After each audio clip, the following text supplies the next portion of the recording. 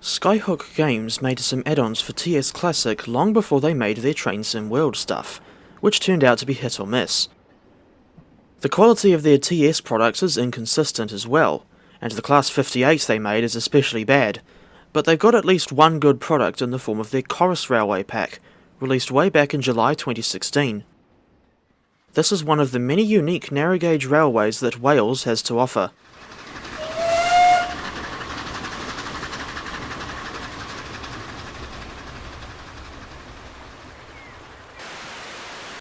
These days, the route costs 16 New Zealand dollars on its own. That's much lower than the normal route price, but I still think you'd be better off getting this thing in a Steam sale if you haven't got it yet.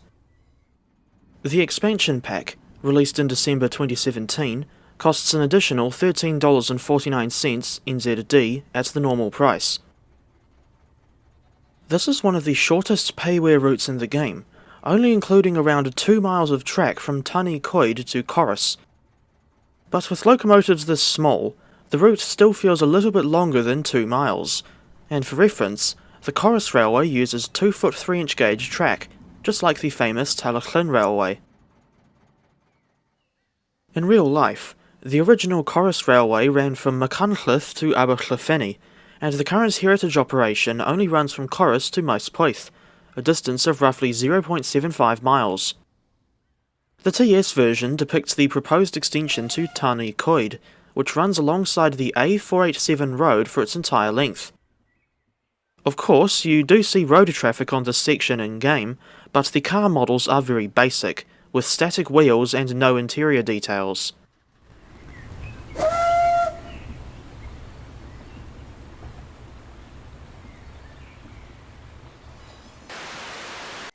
There are 7 locomotives based on the line in real life, including the new build steam locomotive number 10, but Skyhook only ever brought 3 Corris engines to TS Classic. The route itself only includes the 042 saddle tank steam locomotive number 7, while the separately sold expansion pack includes the little Motorrail Simplex diesel number 5 and the tiny Clayton battery electric number 9. Number 7 is perhaps the most famous Corris locomotive, especially after Laurie Rose featured her in an episode of his Laurie Goes Loco series. She is a new build that was finished in 2005, effectively as a new member of the original Kerr Stewart Tattoo class, which included the former Corris number 4, now preserved at the Aberllefenni Railway and named Edward Thomas. As for number 7, she has never had a name. Besides that steam locomotive, the route itself also includes passenger coaches 20 and 21. Why they only included 2 of the railway's coaches is anyone's guess, and there's also a small selection of freight wagons. Some of them can even be used as a bizarre gravity train, and this is something that actually happened in real life, presumably before the steam locomotives arrived in the late 1870s. The expansion pack provides 3 more freight wagon types: Bentley, flatbed, and a tipper wagon. You could use this lot to replicate maintenance trains, some of which have also appeared on Laurie's Mechanical Marvels. The little Simplex diesel locomotive, works number 22258, was built in 1965, originally for a 2-foot gauge network at a gypsum mine in Derbyshire. She only worked there for 9 years, being sold into preservation in 1974. By 1979, she had been fully restored and converted to run on 2-foot 3-inch gauge, and that was also when she ran on Corris metals for the first time. Number 5, continuing on from the number range of the original steam locomotives, is named after Alan Meaden, the late founder of the Corris Railway Society.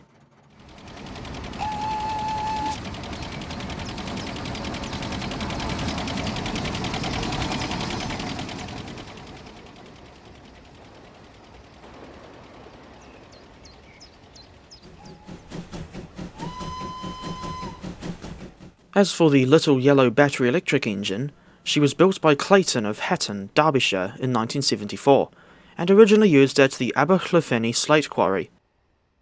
This wasn't too far north of Corris, and these days, number 9 is used as a shunter at Machynlleth, but she has to contend with the 1 in 18 climb out of the workshop while having a very limited haulage capacity. Numbers 5 and 9 are not fitted with air brakes, and therefore they cannot haul passenger services.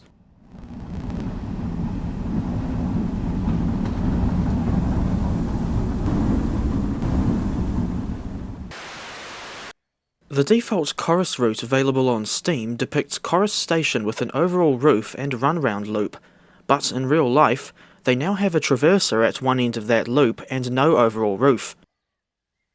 Wayside Works has made a slightly altered version of the default route that includes the Corris traverser, as demonstrated here. In real life, before the traverser was built, the locomotives were typically placed at the southern end of the train and had to push the coaches up the hill. There's a guard's compartment at one end of coach number 21, which allows the guard to keep a good lookout at the track ahead. For reference, the speed limit on this line is an oddly specific 12 miles per hour. I'm not going to comment on whether or not the distant scenery is accurate, because I'm not too familiar with the area in real life, but I do think most of the assets are very basic. However, I do like the look of the custom assets closer to the track, especially the signal box and engine shed at Machynlleth, both of which have detailed interiors. One of my favourite parts of the route is the approach into the village of Corris, where the railway runs past a church and through the narrow gap between two dry stone walls.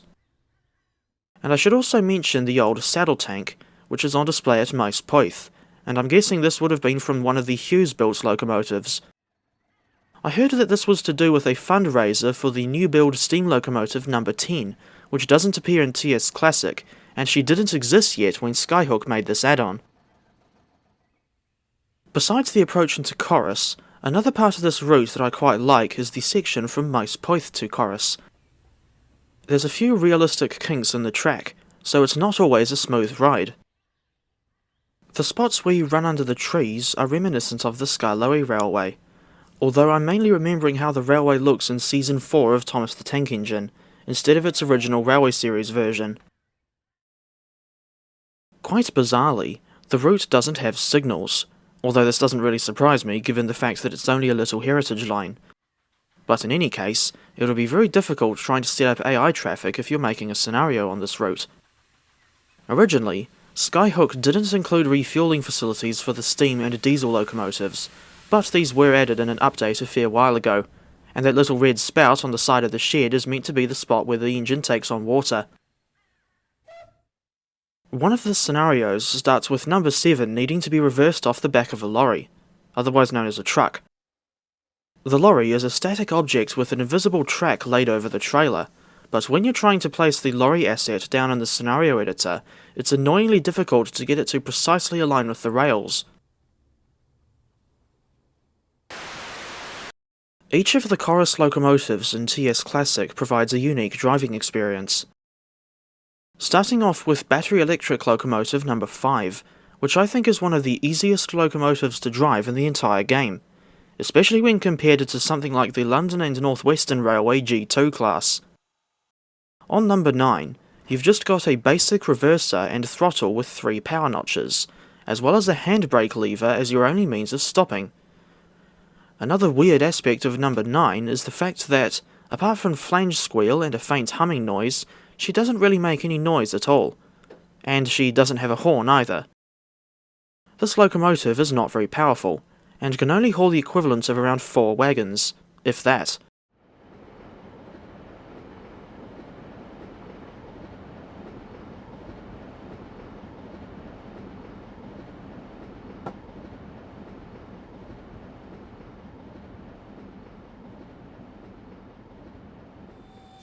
Motorrail's Simplex Diesel number 5 is another bizarre sort, just going off looks alone. One thing that contributes to the engine's bizarre appearance is the radiator, which is placed perpendicular to the engine itself. I'm pretty sure that the way you drive this thing is very similar to an old-fashioned car, or the van driven by Corporal Jones in Dad's Army, complete with a clutch and hand-cranked starter to boot. When the locomotive loads up in a scenario, she starts with the engine already running, but you can shut the engine down by opening the clutch without the throttle as well.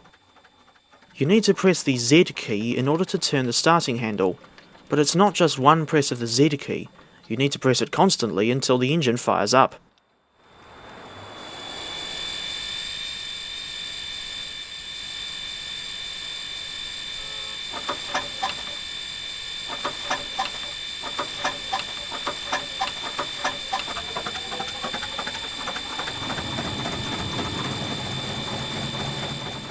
This locomotive doesn't have a horn, but rather an air whistle. And this whistle is quite bizarre, because it's operated by the driver pulling a lever that brings a cap down over the exhaust pipe. This redirects the exhaust through the little whistle mounted on the pipe.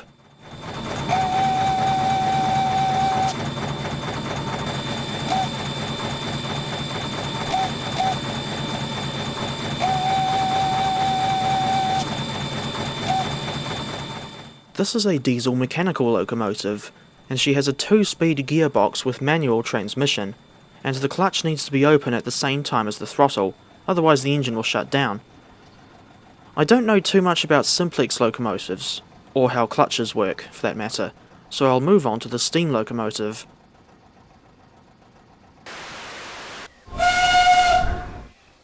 Number 7 is both easy and debatably annoying to drive, if that makes any sense. The default physics are a bit wacky, in the sense that the locomotive has a tendency to accelerate a little too quickly, even with the regulator only slightly open. You also run the risk of smothering the fire if you leave the coal going in for too long. And when you're in the external view, you sometimes get a weird glitch with what should be glass on the cab's spectacle plates. In all my years of experience with this add-on, I found that number 7, at least in her default state, can lose boiler pressure a little too quickly, and I've always been worried about the possibility of running out of steam on the main line, whose steepest grade is the 1 in 35 just south of Machynlleth. Her injectors are surprisingly fast acting, and it's too easy to end up priming the boiler if you don't pay attention to the water level. Number 7 is more than capable of handling the 2 coaches that come with this route, or a short freight train consisting of no more than 6 or 7 wagons. The only other criticism I have is with the modelling. It's very well detailed and accurate, but I always thought that the boiler and smoke box looked a little too tall and thin. The steam locomotive's default chuffing sounds haven't aged all that well, but I'm pretty sure they were at least recorded from the real thing.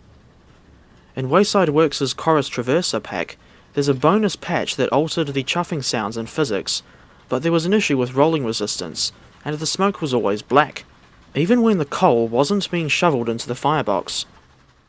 Because of those issues, even after installing the mod pack, I tried to revert number 7 to her default state, by extracting the contents of the .ap file and dragging those into the Corris Railway's assets folder, but I still got the issue with constantly black smoke and bad rolling resistance.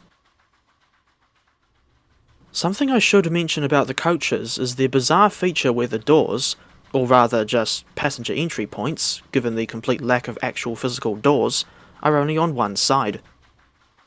This is because the original Corris Railway had all their platforms on the same side of the track, specifically the right-hand side of northbound trains, so all the coaches and wagons had to face the same way.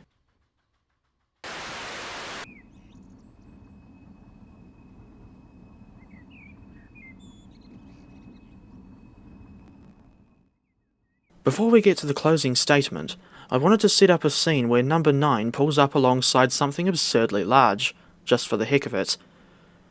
Incidentally, this footage was recorded back in August 2023, and that goes to show just how long these reviews can take to reach fruition.